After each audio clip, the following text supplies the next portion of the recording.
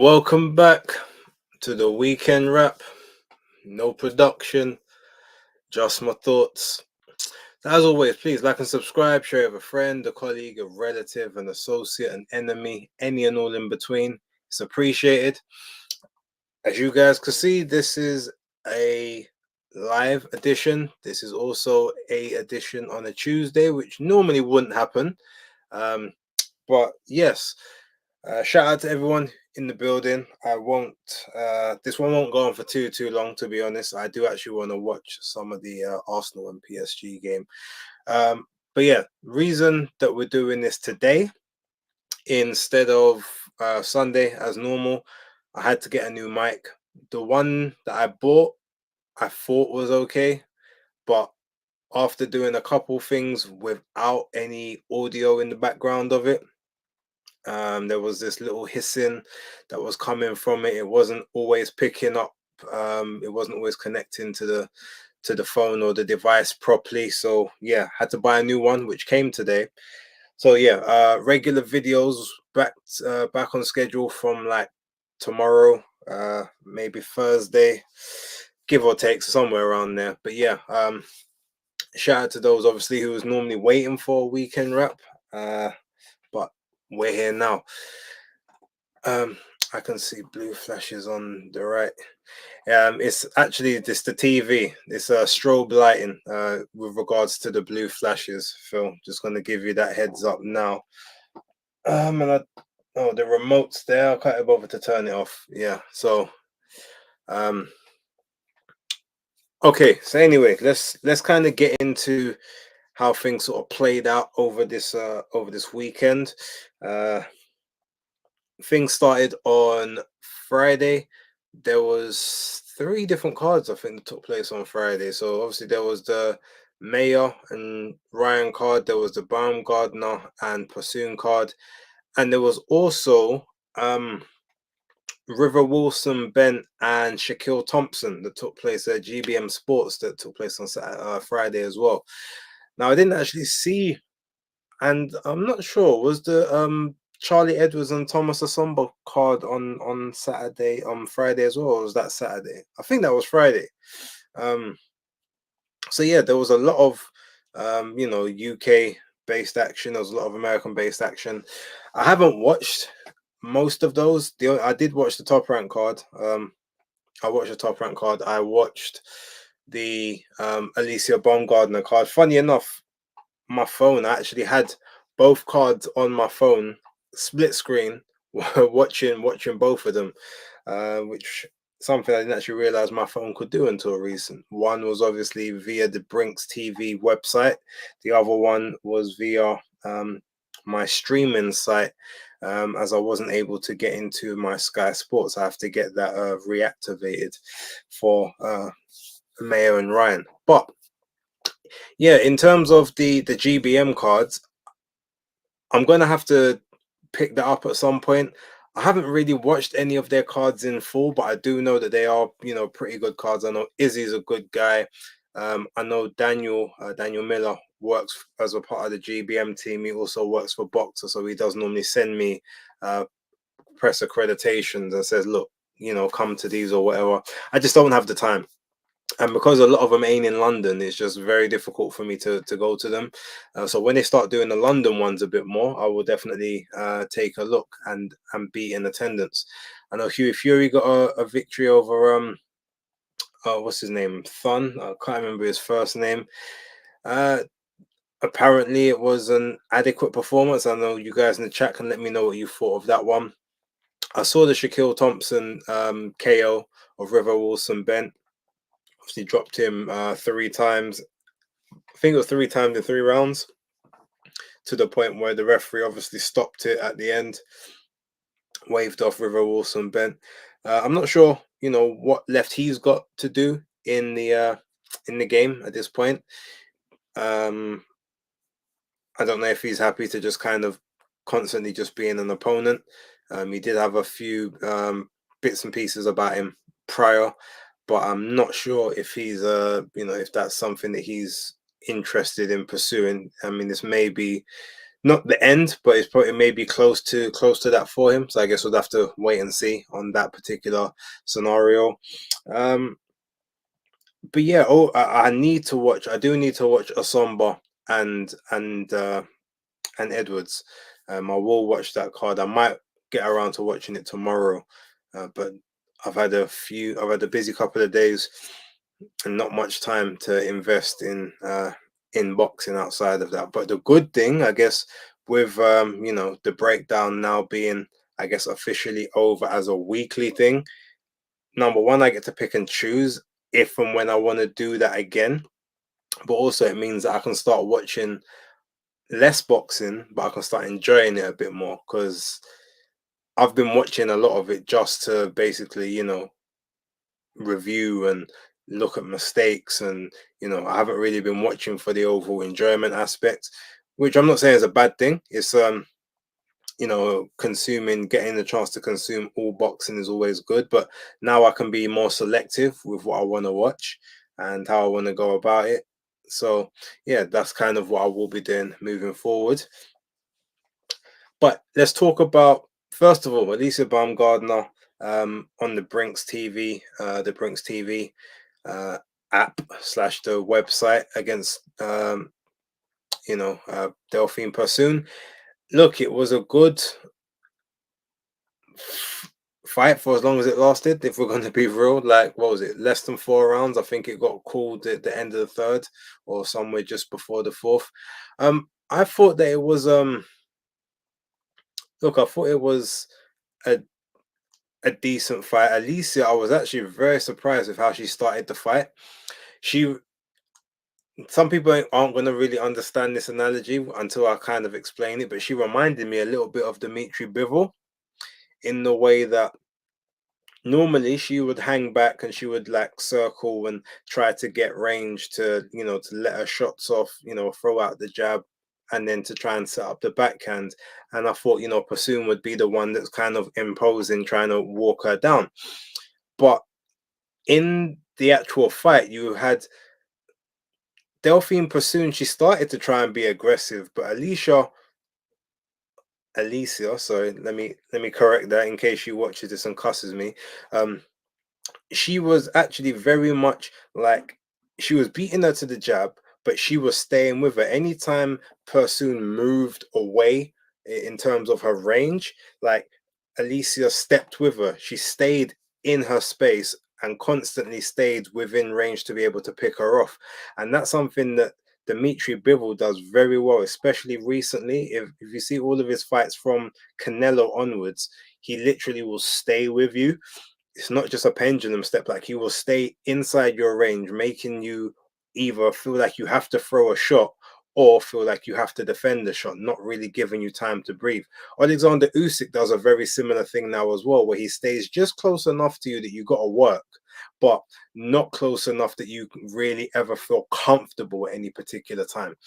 And that's kind of how I feel things were going in terms of this fight and how the fight itself was actually playing up. Um, yeah, obviously Alicia dropped her in the, what was it? I think it was the second round with the left hook counter in the pocket, which is a space that most people felt that Delphine Persoon would actually have more success in. So yeah, I thought that was like really good. And obviously you got the cut, which was it was a nasty cut and in a nasty position. Um, Prior to, even though Delphine never said that she wanted the fight stopped, I did look back in hindsight and see and agree with what people like Danny Glover from Fight Fan TV was saying about it, that she didn't really give off the energy that she wanted to carry on, that she wanted to stay and be in the fight. So I mean, look, with that, it wasn't a quit, but she didn't really like she wanted to be there. And ironically enough, even though look, she was older, 39, she's actually, since the last time Alicia fought, she had fought 3 times in that same space, in that same span of time. Yet she's the one that looked like old and rusty and lack of timing with loads of ring rust and miles on the clock. So it just goes to show that you can't ultimately If you live the life, you can slow it down, but you just obviously can't beat age. And even though they say activity is the best thing, sometimes there's still that wear and tear that draws in. So good. Even though it was technically a no contest, I don't think that Delphine Persoon is going to be insisting on having her mandatory recalled or a rematch take place. But if it does, I'll definitely watch. So shout out to her. Obviously, now talk about the Sandy Ryan and Michaela Mayer fight. First off, there was Bruce Shushu Carrington against what's his name? Siegel Sigawa. The That fight, what was it called? What's his nickname? The Underdog. That fight was impressive. I was definitely riveted to that fight.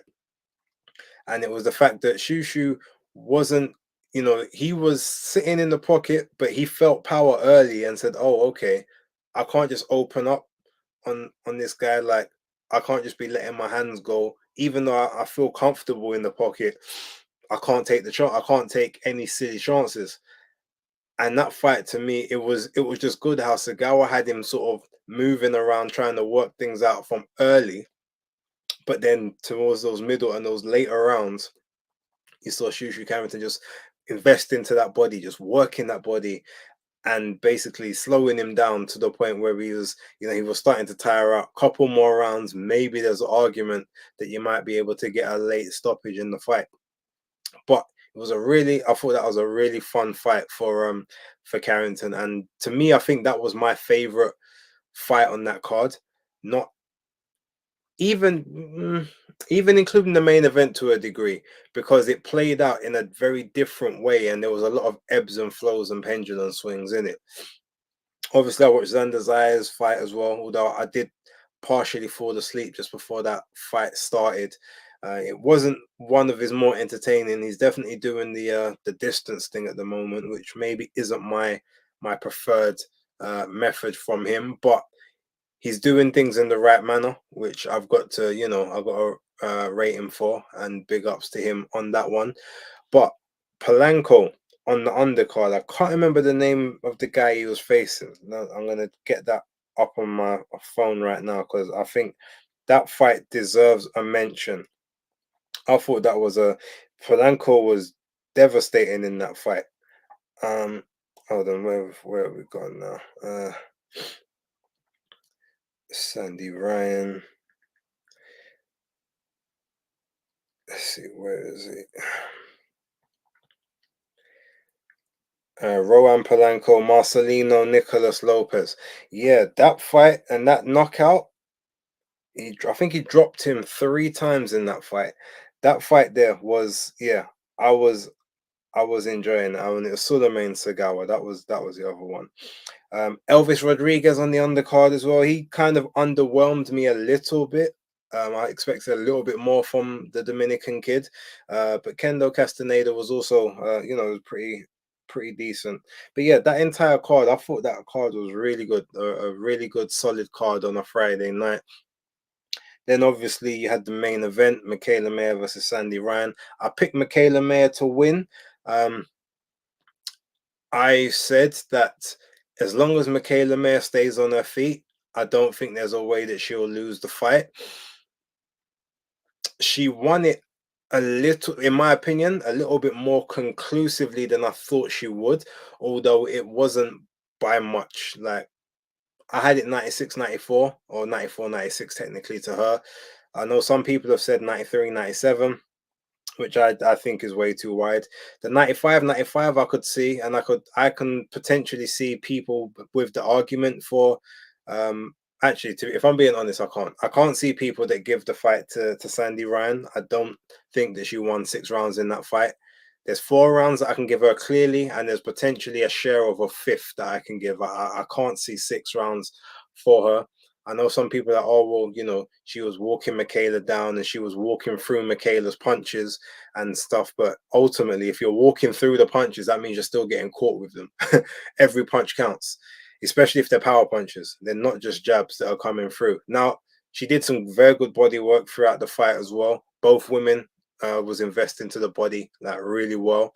But obviously the body work is more Sandy Ryan's bread and butter. But in order to get into range to land those body shots, she had to get into range to receive, those right hands, those jabs, and those hooks, and on a couple of occasions those uppercuts as well. So yeah, it was. But that being said, you've got to give massive credit to both women.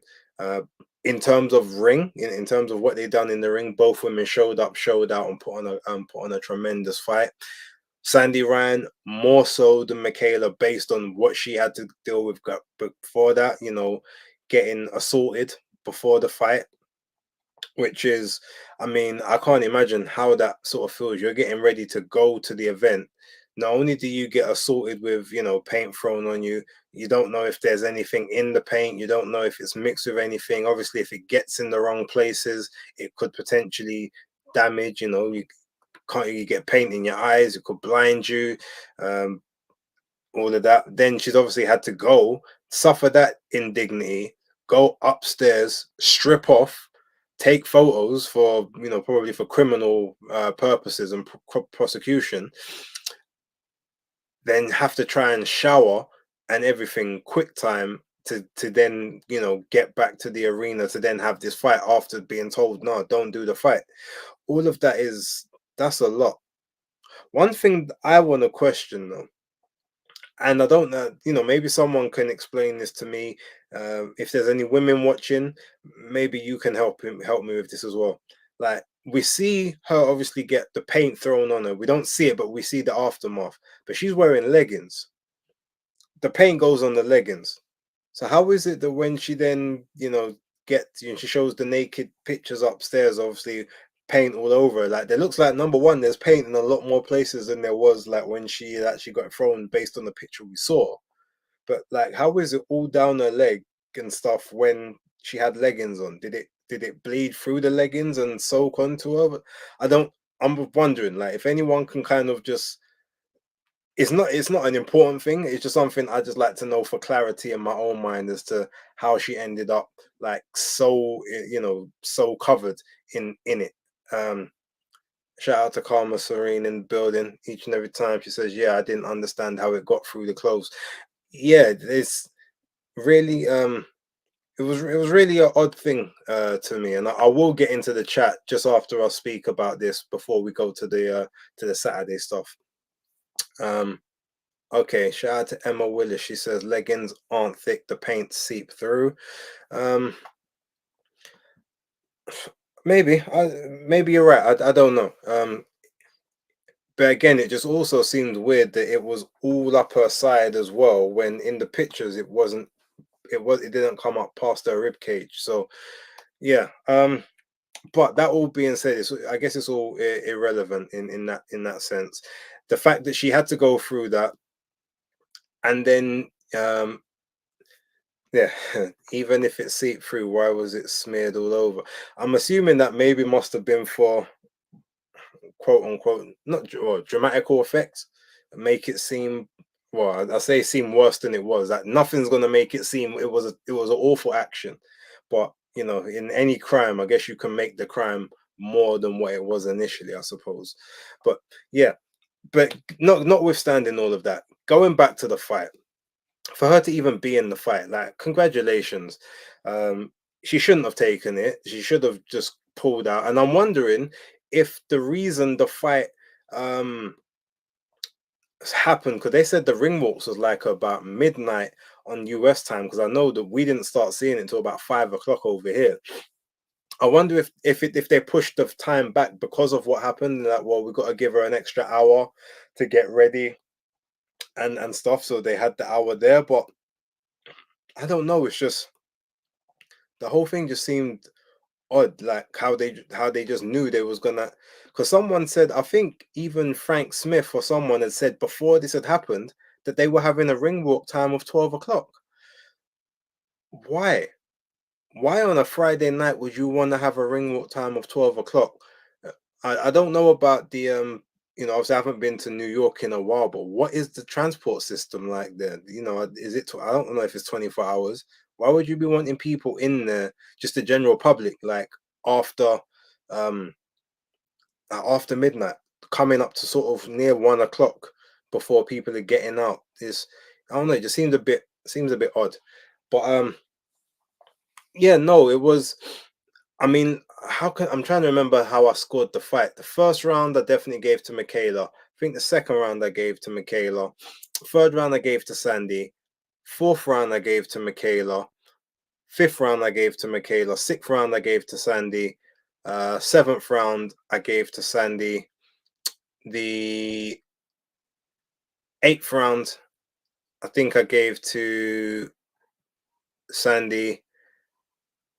Ninth, was it the eighth? Well, I've got my score. I got my scorecard on phone.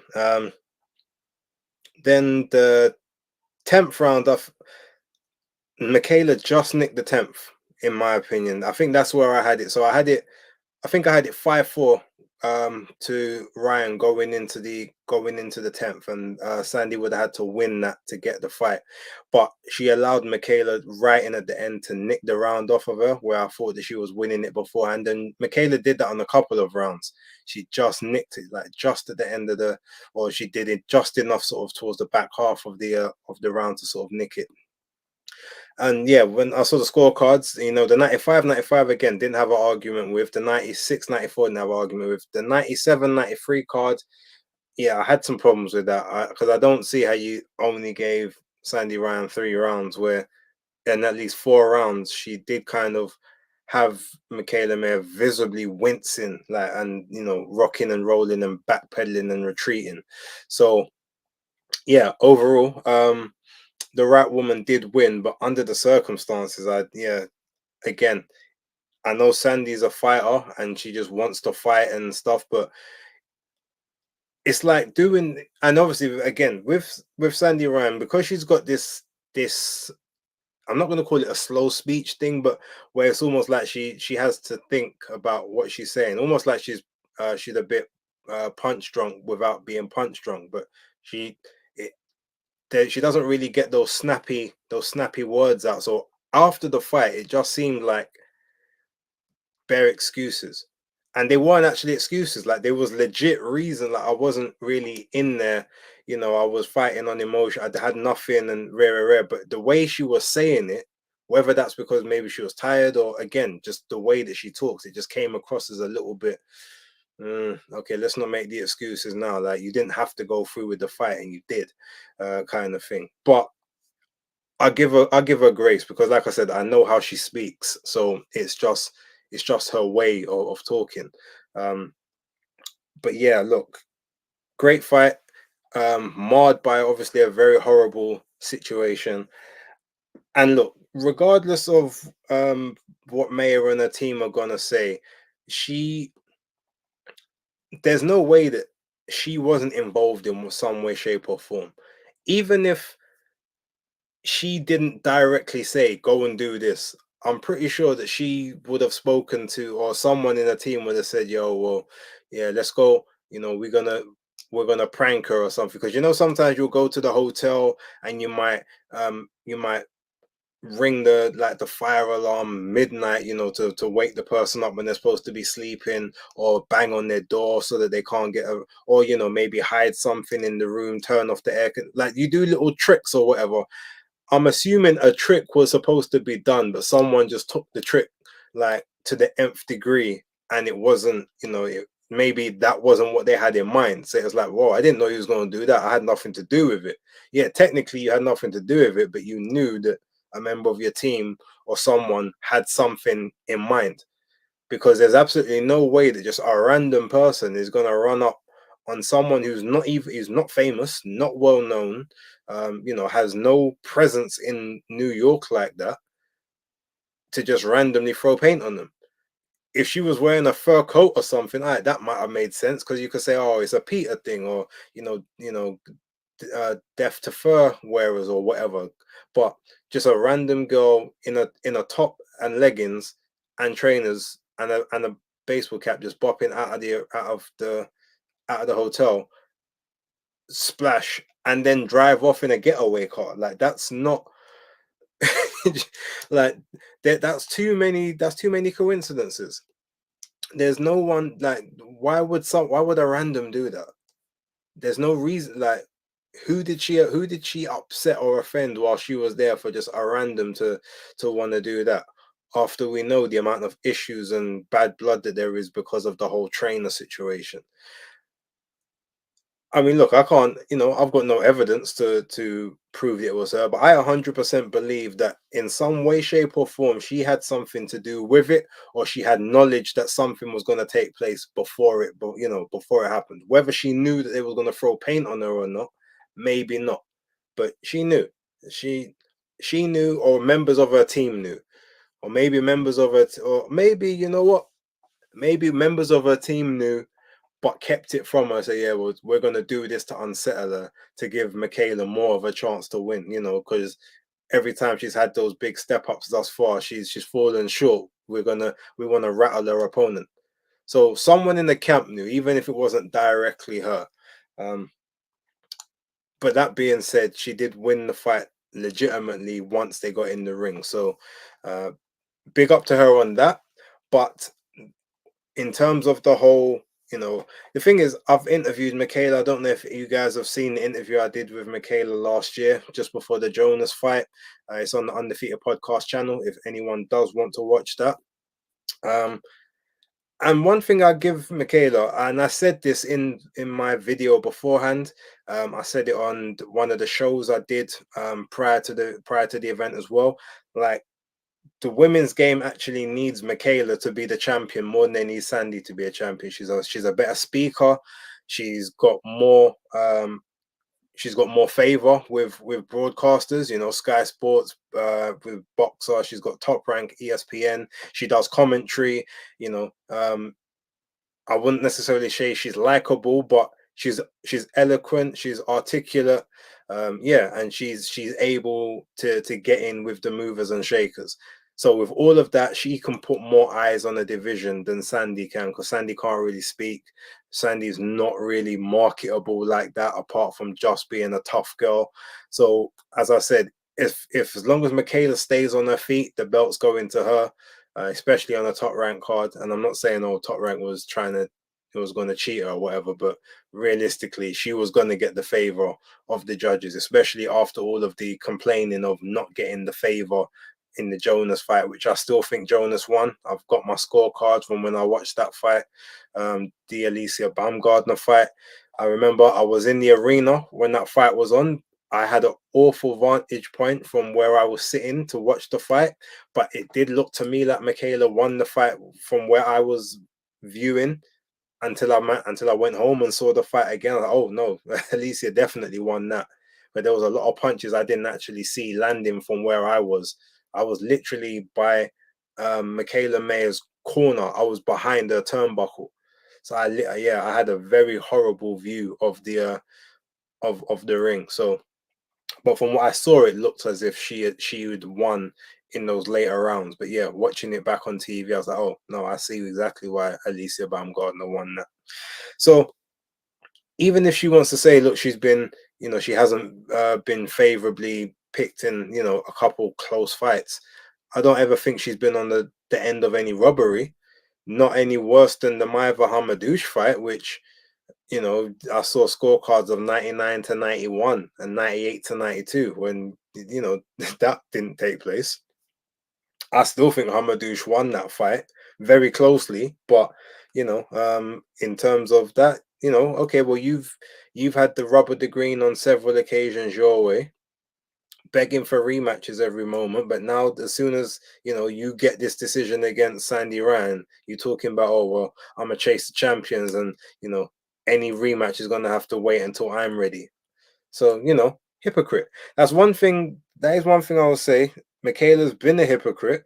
Because when she was begging for the Baumgardner rematch, she never gave Maiva Hamadouche a rematch for her belt after clearly like robbing her on the scorecards. Not necessarily saying that she didn't deserve to get the victory, but 99 91s and stuff like that never happened any way, shape, or form. So she got some just desserts, and now she's gone back to being typical unlikable Michaela, which is it's going to be interesting. I'm going to be on what is it, Women Crush Wednesdays tomorrow at 2 a.m. For the UK lot. I think it's 8 Central, 9 Eastern in the States. I got asked to do it earlier on today, so and they want to bring me on because it's Michaela and Sandy, and I think they know I have thoughts on sort of Michaela, and they had her on the show I think last week or the week before.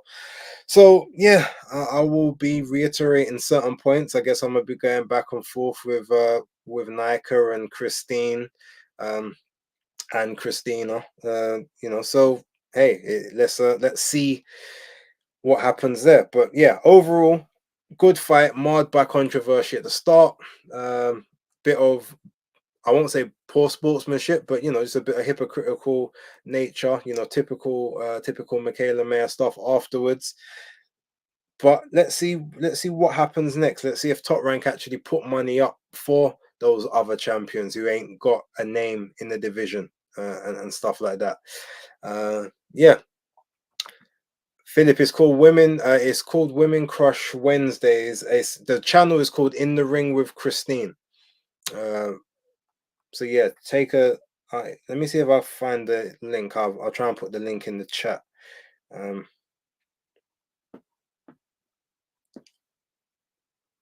Oh, actually, no, I can't do that because if I try to do that, you're going to hear mad feedback because I have to do it from my phone. But yeah, women. What's it called? In the Ring with Christine. Let me see if I load up a YouTube panel real quick.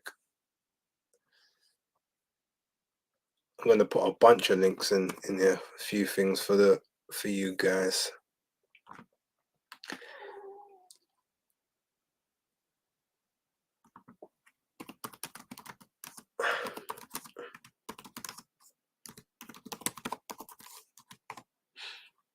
I don't even know if the stream's been set up yet, but I would say probably not.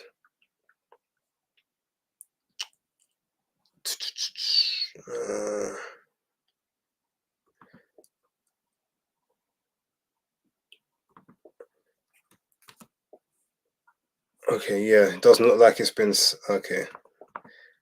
Okay, Philip's found it, good, but for everyone else, y'all can see it there. So yeah, feel free to click on that. But yeah, so that's pretty much Friday out the way. Let's kind of talk about Saturday real quick with Terry Harper and Rhiannon Dixon. Now I watched the card, but I didn't watch the card. It was one of them ones where I was kind of just a bit in and out. I only really wanted to watch the main event. I saw, who was it? Peter McGrail, the body shot against, oh, what's the guy's name? Well, the only fight I remember actually was the was it George Davey he fought? And the reason I remember the name George Davey is because, oh no, he fought Brad Foster. It was George Liddard against George Davey. The reason I knew George Davey's name is because last year I was at York Hall and he had a brilliant fight with Joshua Frankham. It was actually one of my best fights, British fights of the year, and it was definitely the best fight I'd seen live at York Hall. So and I hadn't actually seen him fight since. I knew he did have a fight in between. He had a fight like a month. He had a fight in August, but prior to the post of Joshua Frankham fight, he hadn't fought. But that fight was a brilliant fight. Frankham was 8-0, and he was 8-0-1 at the time. But yeah, that was a really really good fight. If anyone ever tries to YouTube it, feel free. I thought that was brilliant. But yeah, so I saw the Brad Foster knockout with the body shot. I haven't watched the fight though, but yeah, Peter McGrail did, he did what he needed to do. Shout out to him. George Liddard, I didn't watch the whole fight. I saw like the last bit of the Galauya fight, the last knockdown of what's the guy's name? Sergio Orozco Oliva. I saw Jimmy Sains a little bit when I was in the gym earlier on in the night. Giorgio Visioli, same thing. Brandon Scott, I saw Brandon Scott do his Deadpool 3 tribute on that. I'm not gonna lie, Brandon Scott's funny. He's an entertaining character. His jokes don't always hit, but he does funny things. But yeah, doing doing the what was it, the NSYNC Bye Bye Bye dance that from the Deadpool movie as his entrance was hilarious. What wasn't hilarious was the massive cut he suffered right under the last moment of the sixth round of the fight that he was fighting. That was unfortunate, very very unfortunate, and that cut's gonna take it's gonna take at least 6 weeks to heal. He probably won't fight again until maybe March, April time. And that he's gonna have a very nasty scar there as well. So yeah, I guess we have to wait and see for him. But shout outs to him. But let's just go to the main event because that's all I was really cared about. That's all I even really watched. Um, I got it wrong. I thought Rhiannon Dixon would win. I knew Terry Harper had the skills and the ability, and obviously had boxed at a higher level. But I thought that Rhiannon, number one, had the power, and she just had the belief and the ascendancy that she's going up here, whereas Harper, who was there, is kind of just plateaued and then slightly going down. So it was like, okay, can she catch her on the way up? But unfortunately, I think it was one fight too soon for Rhiannon Dixon. I reckon if she'd had another fight in or around that world level, she probably would have been able to make certain adjustments. But that being said, Terry Harper is weird because Terry Harper's two-weight world champion feels like she's been around forever. The woman is only 27. So she actually got a title, I think, at the age of 23. Um, which is crazy kind of when you think about it. So yeah, so even when they're all like saying, "Yo, this is the last chance saloon, this is the last roll of the dice," you're like, "Wow, the woman's 27.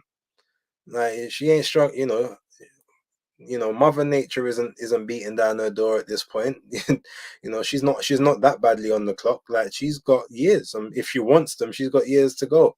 Uh, but yeah, she put all of that to rest. She started, first couple rounds, she didn't do Rhiannon Dixon kept a better shape. She did better on the inside. She was moving quite aggressively. Both of them were sort of exchanging jabs a little bit, feeling out. But then Rhiannon tried to push the pace a bit more than she actually had, I guess, than maybe what she had in the tank. We tried to fight the fight at a higher pace than what she was used to. She was missing quite a bit, which is obviously taking some air out of the tires. Harper was doing well to sort of nullify some of the work. She had the taller, the rangier jab. Um, she got hit and hurt a couple times though. She got stunned a couple times. You can clearly see that her punch resistance isn't great, but she had better survival instincts in this fight than she did in the Sandy Ryan fight. But yeah, she should have never been up at 154 to begin with. She definitely should have never been at 147. And it's funny because at 154, she never once weighed in at the limit. I think the highest that she ever weighed in was 149 pounds. So that automatically tells you that's a weight class you shouldn't be in. But then she's way too small for 147 and she's way too small for 140. So yeah, getting back down to 135 was sensible. But then the thing was, can she actually make it down there safely? After putting on the little bit of extra muscle and whatnot, how's the body gonna feel draining that weight? But the good thing about like the women's boxing as opposed to the men in terms of going up and down the weight classes, a lot of the time they're burning fat more than they're burning muscle, so it's a lot easier for them to go up and down because women usually have excess fat stores more so than men do in their body, just obviously through things like childbirth and having to be a a sustainable vehicle for another being. So yeah, bodies obviously operate a little bit different in that way. So it's a lot easier to kind of go up and down the weights, but there's still risk attached to it, especially when you start pushing your body too much. But yeah, like outside of all of that, I got to commend her because in those last few rounds where Dixon starting to lose her shape, that's where she just kept controlled, working behind the jab, you know, jab, hold, throw the backhand, nullify, hold, spin round, get the ref to jump in. She basically old womaned her in the ring, which is crazy when she's actually younger than Rhiannon Dixon. I think Rhiannon Dixon is like 29, 28, 29. So Harper's younger than her, but she literally gave her the old woman, the rope dope in the ring. And she was the deserved winner. Congratulations to her. I tweeted her, not directly, but I just sent a message saying, look, congratulations. I didn't have you to win the fight, but you showed the fight of a champion. And she liked it. I remember she followed me after the stuff with Cecilia Brackus, when I had mentioned something about Terry. She started following me, I think, after I criticized her. I guess at that point she maybe thought, oh, let me see, this may be a voice I have to keep an eye on. So I remember I inboxed her and sent her a message regarding that, and we had a very short exchange. But yeah, since then, like I said, that was just after the Cecilia Brackhouse fight. So it's amazing how things change. But obviously, it just goes to show that in those weights, she should have never been up there, and it's only due to the lack of decent opposition as to how she even survived in those weights. But yeah, but shout out to Emma, because I saw Emma with a comment here. Happy for Terry, but she's still fragile. Eddie's going to have to protect her. The thing is, I don't think he will. I think, look, Eddie Hearn is very much on this kick of, big fights or making the fights. We know who he's invested in that 135 division. He's invested in Beatrice, and if Alicia resigns, he will be invested in Alicia moving up. And he obviously is invested in Katie, but he knows Katie's probably got one, maybe two more fights, and chances are they're going to be at 140 as opposed to 135. So I reckon he's literally, if not the very next fight, the fight after that, he's doing the unification between Beatrice and Terry. He's just going to do it. He's probably going to try and get Terry in the ring with Jessica Kamara next, to maybe just get her two belts, to so that it's a bigger fight with her and Beatrice. And then obviously that last belt is going to go to Caroline Dubois once Katie Taylor vacates it. So at that point, you then probably do the three belt unification, and then you invite Caroline Dubois over to to have the undisputed fight. I can see that probably being the way it will work, but at some point, Terry Harper will be fed to Beatrice Ferrero. I just said the best plan is to try and get the Jessica Kamara fight first, to get that belt, so at least you're a unified champion. Then go into the three belt unification and sort of not so much cash out, but roll the dice, so to speak, on that one. That's kind of how I see it. I see it playing out. But let me get into the chat real quick before we start talking about some of the quick topics that took place over the weekend. All right, so obviously Philip was number one in the building. Shout out to you, Philip. Man like Muller was second. James in the building. Untraceable. Dan the man, the hardest working guy on Twitter. Shout out to you each and every time. Jonah 31 in the building as well. Raymond Hells also in the building. Toby Bartlett, shout out to you. Obviously, I spoke to Karma. Shout out to Karma and Emma. Some of the most loyal, and I always love the opinions, because they always, they're always straight shooters. The beauty of the pencil in the building as well. Shout out to you. Is a paint attack, flyers on the street and in the venue, and receiving threatening text. Mayor's top rank contract was on the line. There's motive. Oh yeah, maybe again, maybe it wasn't directly Michaela Mayer. Maybe she actually didn't have any knowledge of what was going on, but it was definitely members of her team or her promotional company doing things. There's no way it was just a random attack. It was definitely targeted in some way, shape, or form. We'll never see that Jonas rematch. I'm assuming you're talking about Terry Harper. I don't think Jonas wants it, to be honest. She's still at 147. I think the only reason she'd go back down to 135 is for Katie Taylor. I don't think she'd go down to 135 for Terry Harper. But if she did, I'd actually pick her to beat Terry this time. Even as she is now older and stuff, because she just got more.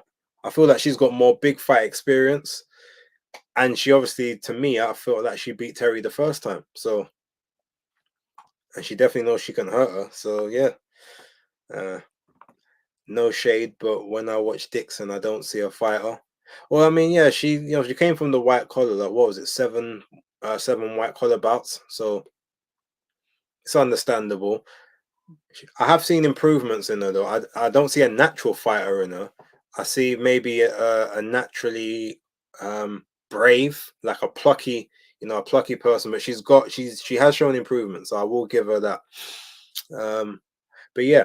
Anyway, so that was pretty much the end of like all the action. Then obviously we got to look at Devin Haney and Ryan Garcia thing. Now I want to give my take on it. If you guys saw Monday Night Smoke, I tried to allude to it a little bit, but obviously there's a lot of people there, so didn't really have a huge amount of time to particularly talk about it as such. But I do think in two ways, I think it's a bit of a genius stroke from Devin Haney if the plan is basically to force Ryan Garcia's hand in a rematch, very similar to what Ring IQ has said previously in his video. So shout out to Julius if he's watching. Probably isn't, but someone can tell him that yeah, I did reference him and agree with parts of his viewpoint. A lot of the case that they are suing for, technically is open and shut. There are parts of it where they may be harder to prove, like maybe the fraudulent part is going to be difficult. What was it? The unlawful gains, or something like that they made, like money wise, monetarily. Those parts may be a little bit difficult, but the battery part, I mean, technically, yes, that can be seen in a court of law. And with Ryan saying as much as he said previously, he said, imagine a league where just everyone can take pets. He said, wouldn't that be great? Like he said that in the interview.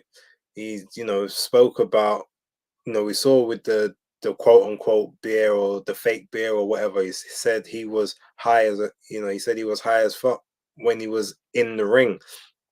So smoking weed before the fight in a state where I don't actually think weed smoking was legal, and definitely I don't think marijuana was, that's definitely on the VADA list.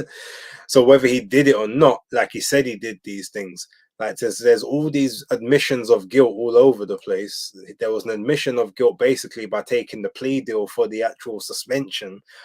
All of that stuff's like literally there in black and white.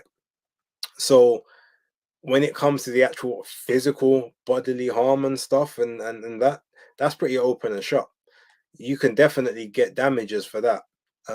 In terms of the part about why Top Rank got given money, they got money given to them for damages and they didn't suffer any damage. I mean, I thought that part was a bit funny, but I don't know how that bit plays out in court. But outside of all of that, if you look at just the length of time it will take to get this sorted, it's not going to be an open and shut case. It won't be something that is dealt with in like a month or 6 weeks.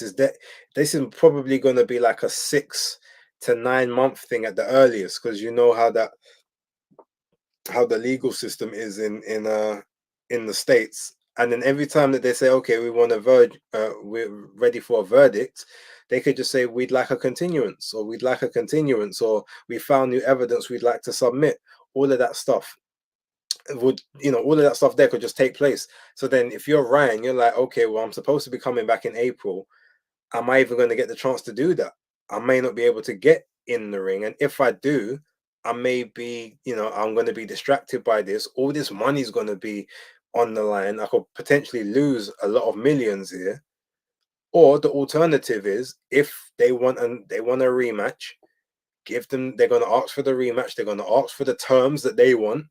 Like, you're going to have to adhere to very strict VADA testing, very severe high penalties for any infractions that you make. They're going to insist that you must make the weight without question or be sued X amounts of money. All of these things are basically going to be there. And it's either, well, I take this option, which is going to disadvantage me in the ring or disadvantage me as a person, or I take this option, which is going to really, really hurt my bank account and probably keep me out of the ring for a long period of time. If that's the way that they're going at it, I think it's a pretty genius move. Like I said, I think there's enough in there that you can imagine that lawsuit gets, they actually get awarded. If it's a case where they're actually trying to get the money without the rematch, then yeah, I don't necessarily agree with that. In totality, I think that's a bit of a bitch move. But also, I guess if you feel that, loss of earnings and loss of reputation and whatever, I'll leave that up to their moral compass. And if they're trying to get money and do a rematch as well, well, I guess I can't knock the double dipping in that sense. So yeah, leave your, whoever's watching, leave some of your comments in the chat. I want to see what you guys think with regards to that. Me personally, like I said, I think it's a bit of a genius move if it's done, or if it's being done for certain reasons. But if it's just about a cash grab, or, oh well, because you beat me up on PEDs, so now I'm going to sue you, that part, yeah, I think that's a bit you know well, back in the day, you men might have said feminine, but that's not actually the case, because the women show a lot more heart than the men nowadays. Men want to be doing all the talking out of the ring. Women is in the ring scrapping. So, yeah, maybe we might have to change that terminology. Shout out to Emma. What she say? Kind of lame of Haney to do, but if he wins, it will have a real impact on stopping doping. 100%. Like, sometimes when these things happen, you get the sacrificial lamb, or the person that, the first person that does something is always like the lamest. Oh, look at, oh, why would you do that? Why would you do that? Like, that's corny, XYZ. But then other people will start to do it when it's successful. So the trailblazer, the person that takes all the stick from it, ultimately then makes it easier for everyone else. It's like the first women boxers vilified. Now women's boxing is, it's accepted and it's hot because they get in there and they scrap. Whereas before it was laughable, especially like the quality of a lot of the boxers. You had a couple that was here, but then everyone else was like just down here, and there was no middle ground. So I see it in that sense. Shout out to Mullah, says it's kind of corny, but business is business. Philip, I'm sick of this drama. Just make the rematch and be done with it. Well, unfortunately, they can't make the rematch until April. Chances are Ryan ain't even going to get into a training camp until he's off ban. So we're talking April, May. So that rematch ain't going to happen until probably September next year. At probably, maybe at the absolute earliest, you might get a June, July, but it's not. And even then, Ramadan. Because I know before they was talking about, I know there was something saying that, Haney shouldn't be taking fights when Ramadan. He should either take his fights just before, or he should take fights like 2 or 3 months after he's actually completed, and not basically let people know that he's not doing his fast because he's in training camps and whatnot. So whenever the fight does take place, it has to take place after Ramadan. So in theory, yeah, the fight probably won't take place until July, the end of July, or the start of September, maybe August, but that won't be the best time because people will be traveling and going on holiday or whatnot. Karma, not sure how I feel because it has been done before, We always say fighters put their lives on the line, but we're saying he's corny for wanting recompense for fighting a drug cheat. I mean, I hear it. I hear how you feel, Karma. It's a double-edged sword, catch 22, and it's a bit of a hypocritical view as well. But maybe because they're saying, well, at the end of the day, you put your life on the line, you should know that there's risks anyway, whether the person's on PEDs or not. Like, it's still the same outcome, I guess, is what some people will say. Like, don't moan because you signed up for this. Shout out to WM Boxing News for the 199 super chat. AJ will score Dubois in a rematch. Hashtag free time. Funny enough, I mean, I'm not definitively giving a prediction, but I actually think AJ can and has a very, very good chance of winning the rematch if they do take it. And ultimately, I even said, even if he got knocked out quicker than he did this time, in like 5 rounds, he actually won't be able to perform any worse. So the worst performance we're ever going to get is that first one. In the second fight, he'll be better.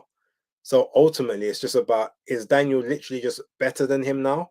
He's just not as quick, not as durable, all that stuff, or was it just an off night? Either way, we will find that conclusively in the rematch because he will be a much better person. He felt the punches now. He knows what they feel like. He knows what Daniel does. He knows what his strengths are, and he knows what he's got to combat. So yeah, I agree. I agree that he can win it. Don't know 100% if he will, but he's definitely not a foregone conclusion. You had Chris Eubank Jr. Everyone said, "No, Liam Smith's going to beat him again. Can't do anything different." They said the same thing about Lee Wood in the Mauricio Lara fights. So yeah, there's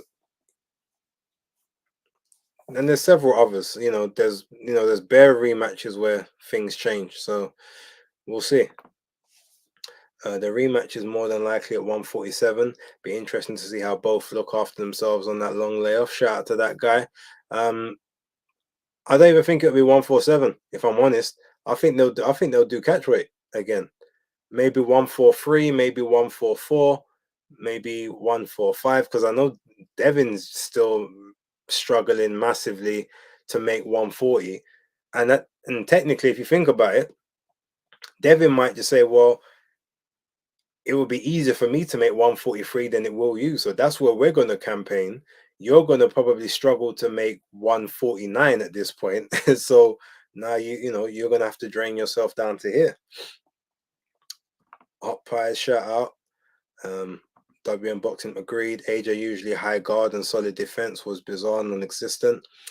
Karma, I only think it's corny because for me, Haney underestimated him due to the build-up and found out I'm a Haney fan, but drugs or no drugs, that beating still happens because of the underestimation. I mean, I hear that. Although, well, that's the thing. The drugs, yeah. If he was at 140 though, and he actually took off the necessary pounds that he was supposed to, that's where maybe the beating doesn't happen because he doesn't have the same energy. Bear in mind, at 143, every time he threw an attack at Haney, he needed like 2 or 3 rounds off. That's still the reason why I had Haney winning the fight. I know he got knocked down 3 times, but I only had Ryan winning 4 rounds. The first round, and then the rounds he got the knockdowns in. Every other round I still gave to Devin Haney. So, but obviously that's me, and I know that I'm in a minority on that. But looking at just round by round, Haney was still winning the rounds. He wasn't getting knocked down in. To me, anyway. Emma, so is Devin just not going to fight till he gets the rematch? He's chinny. He won't survive 147. I mean, it's a take, but it's a take I can't argue with. I don't know. He is chinny, but having said that, he's chinny, but he's also he's tough.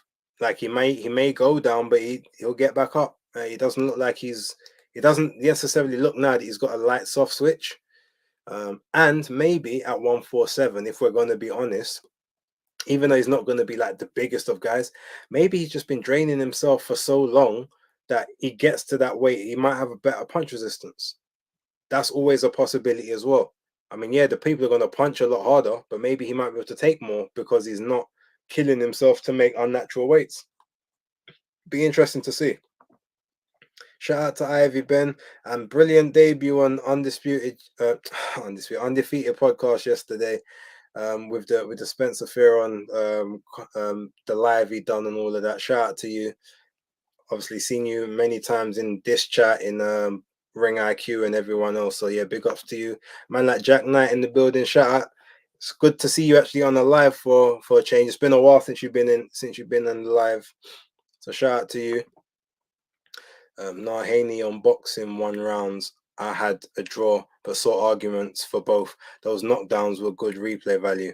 Yeah, exactly that. Like if you just watch it as a fight, Haney got battered, like just as a fight. But when you were just watching it round by round, like I still think he won the match.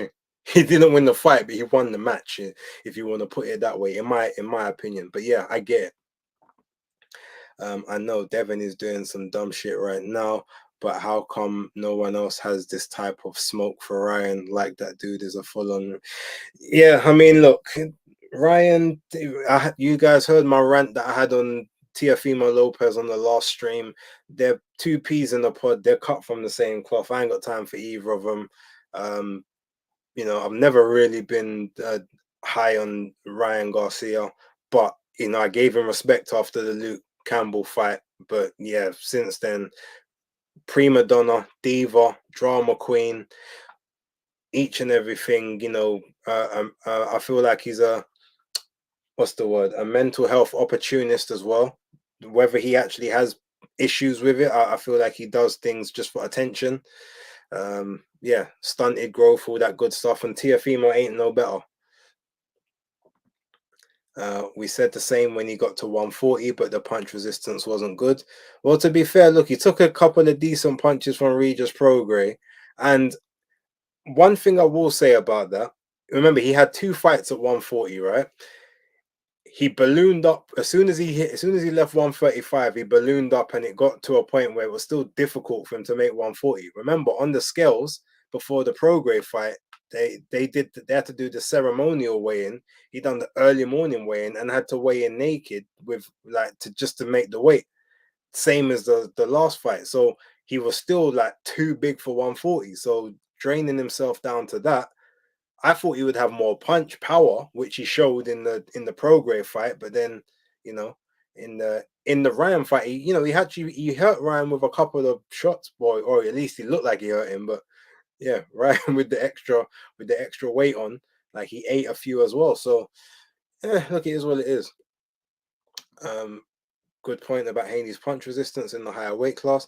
I mean, it's never going to be perfect, but I feel like the less weight he has to cut, the better he'll be. Because remember, we saw what he looked like in the Tank Davis spar, right? Now, yeah, I'm not going to say that he had the mad punch power or whatever, but you would expect someone,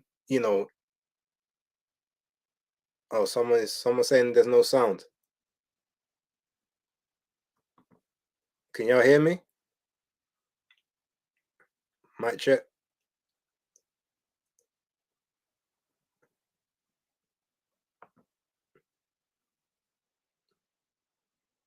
Anybody hear me? Oh, okay, cool. I can hear. Brilliant. Thank you, people. Yeah. So in the what's it called? The Tank Davis spar, like he took some big some big bangs in that fight, like and he ate them. He stayed he stayed on his feet, got rocked a couple times, but he absorbed some of those shots. Now, yeah, head guard and bigger gloves and whatnot, but that was closer to his natural weight. And I think that the higher up in weight he'll go, yes, his punch power isn't going to be great, but I feel like he'll be able to take a bit more than others. So yeah, I mean, look, we'll have to wait and see. I always said I think he'd done irreparable damage by staying at 135 for as long as he did. I was saying from like 2021 that he needed to move up. But he wanted to do the undisputed thing. He should have moved up straight after he did the undisputed, but just stayed there for way too long. So yeah, but we'll see. We'll see. Don't get me wrong. He's not the be all and end all. He's not as good as he claimed he was, or as good as they thought he was. But no fighter in this generation really is, if we're going to be real. And it's just a case of at least he was willing to take fights that, you know, a lot of the others were trying to run from. I don't know if he's going to do that now, though. After that beating, he might be a very, very selective fighter, which is obviously not going to be great because they're all just going to be circling each other and not fighting. But such is life.